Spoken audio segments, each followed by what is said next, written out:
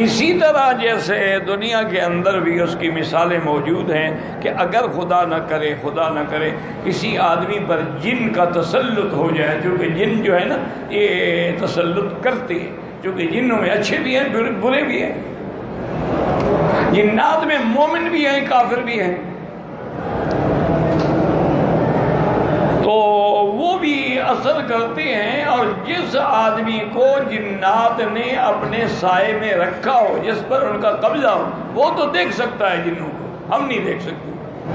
اسی طرح اللہ نے قرآن میں فرمایا ہے کہ جن جو ہے انہ یراکم هو وقبیلہ من حیث لا ترونہم، وہ تم کو دیکھتا ہے لیکن تم اس کو نہیں دیکھ سکتے۔ اسی لیے حکم ہے کہ اگر حمام میں جاؤ تو فوراً پڑھو اللہم انی اعوذ بک من الخبث والخبائث، پھر شیطان شرارت نہیں کر سکتا۔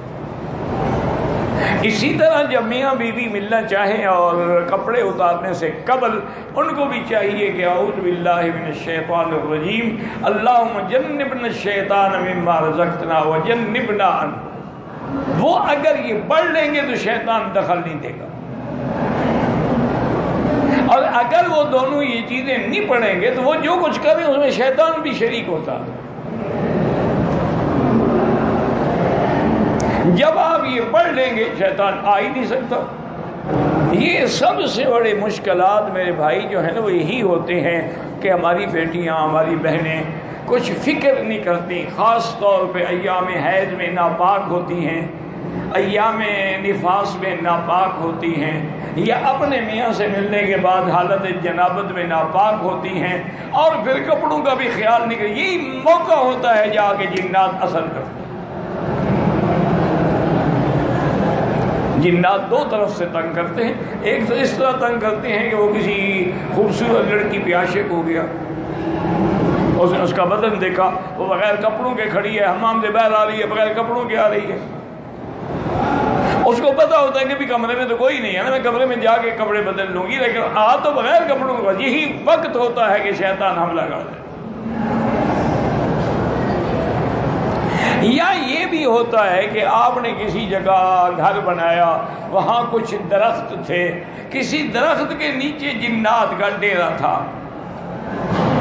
وہی وہ رہتے تھے، تو ہم نے درخت کٹوا دیے، ہل چلا دی، وہ جن دشمن ہو گئے کہ ہمیں اس نے بے گھر کر دیا، ہمیں گھر سے نکالا ہے۔ اب وہ پریشان کرتے ہیں، کبھی پتھر مارے ہیں، کبھی کچھ کر رہے ہیں، کبھی کچھ کر رہے ہیں۔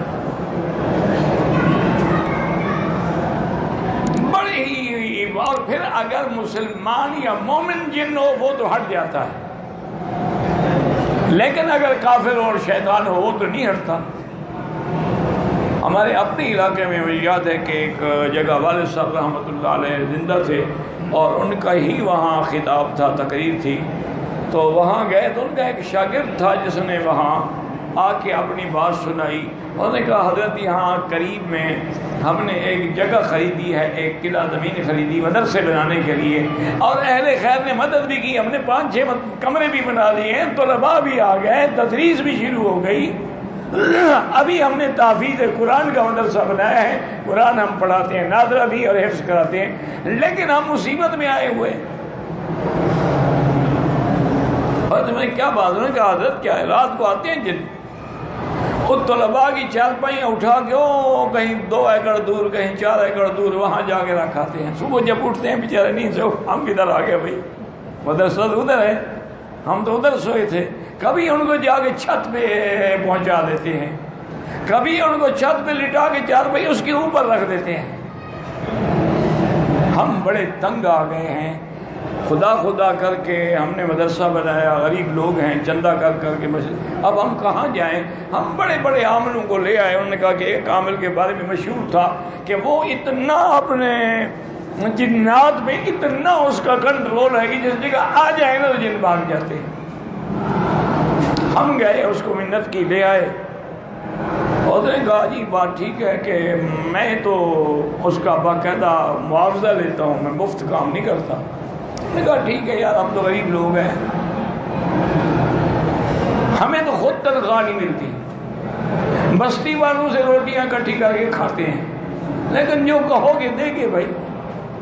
وہ کہنے لگے جی اس کو ہم لے آئے. عشاء کے بعد جو ہے نا یہ اس نے کہا کہ بس ٹھیک ہے اب مجھے وہ دکھائیں کہاں کمرے دکھائے. وہ درمیان میں بیٹھ کے اس نے اپنا حساب کھینچا, اس کے بعد پڑھنا شروع کیا. اور ہم کچھ گھر چلے گئے, کوئی کدھر چلے گئے, کوئی کدھر چلے گئے. تھوڑی دیر کے بعد دیکھا تو مولوی صاحب سے 2 میل دور پڑے ہوئے ہیں. وہاں سے اٹھایا تو اس کے کپڑے سارے مٹی میں. اور میں کیا کہتے جی یہ جن بڑے خطرناک. میری ماننا تو ماننا, مجھے مارا ہے بدبختوں نے, اٹھا کے یہاں پھینک دیا ہے اور کہا کہ خبردار اگر مدرسے کی طرف گیا ہم تیری ٹانگیں توڑ دیں گے. بھائی مجھے چھٹی, مجھے پیسے بھی نہیں چاہیے, کچھ نہیں چاہیے. انہوں نے کہا حضرت ہم تنگ آ گئے ہیں. اچھا ٹھیک ہے تم وہیں آ جانا میرے گاؤں میں مدرسے میں آ جانا انشاءاللہ, اللہ رحمت کرے. تو والد صاحب رحمۃ اللہ علیہ کے پاس ایک عمل ہوتا تھا, وہ خط ہے حضور صلی اللہ علیہ وسلم کا جنات کے نام, من محمد رسول اللہ الی ملئ من الجن. وہ مل بھی جاتا ہے حدیثوں میں. تو والد صاحب تو بس ہمیشہ وہی حضور صلی اللہ علیہ وسلم کا خط جو تھا نا جی وہ تعویذ کی شکل میں لکھ کے دے دیتے کہ بھئی یہ جا کے جہاں جہاں کمرے ہیں گھر اس میں لگا دو بس, اور اس کے بعد پھر مجھے بتانا کہ کیا ہوا. وہ کہتے ہیں جی کہ ہم نے آ کر ہر کونے میں جیسے والد صاحب آپ نے فرمایا تھا وہ لگا دیے, اور رات کو جس پر جنات کا اثر تھا اسے کہو جن آ رہے ہیں. انہوں نے کہا جن آ رہے ہیں, اور ان کے ساتھ آج تو کوئی بہت بڑا بزرگ بھی آ رہا ہے. اس نے آ کے خط پڑھا اور اس نے سب کو کہا کہ ھذا کتاب رسول اللہ, یہ حضور پاک کا خط مبارک ہے, نکلو یہاں سے سارے اور آئندہ کبھی ادھر نہیں آنا. وہ کہتے ہیں سب نے کہا کہ ٹھیک ہے. 1-2 نے کہا کہ ہم نہیں نکلتے. اس نے کہا اچھا ان کو پکڑو, ان کو زنجیریں ڈالو, قید کر کے لے چلو. یہ حضور کے خط کی نافرمانی کرتے ہیں, میں ان کو ٹھیک کروں گا. اس نے کہا کہ حضرت وہ دن آج کے دن ہمارے مدرسے میں تو کوئی جن نہیں آیا. وہ بچہ بھی ٹھیک ہو گیا, سارے ٹھیک ہو گئے. میں کہا بھی اس میں میرا کوئی کمال نہیں, یہ تو خط ہے حضور پاک کا صلی اللہ علیہ وعلی آلہ وصحبہ وسلم تسلیما کثیرا. کچھ یہ بھی ہوتا ہے کہ اللہ والے دعا بھی کرتے ہیں, کچھ وہ برکت بھی ہوتی ہے, تو ساری چیزیں جب مل جاتی. تو جن ہیں, نظر بھی آتے ہیں. اور اگر یہ اسی لیے آپ دیکھیں نا جی کہ آدمی کے گھر میں بڑی خوبصورت شہزادی بیوی, اس کو چھوڑ کے حرام کاری کے لیے جائے گا بری عورتوں کے پاس. وجہ کیا ہوتی ہے کہ اس میں شیطان شریک ہوتا ہے. جب غلط عورت سے وہ مجامعت کرتا ہے, شیطان بھی اپنے اعضاء اس میں شامل کر دیتا ہے, اس کو وہاں لذت ملتی ہے. گھر والی بیچاری نماز پڑھتی ہے, وضو کرتی ہے, کچھ کرتی ہے, یہاں تو شیطان نہیں اثر کرے گا.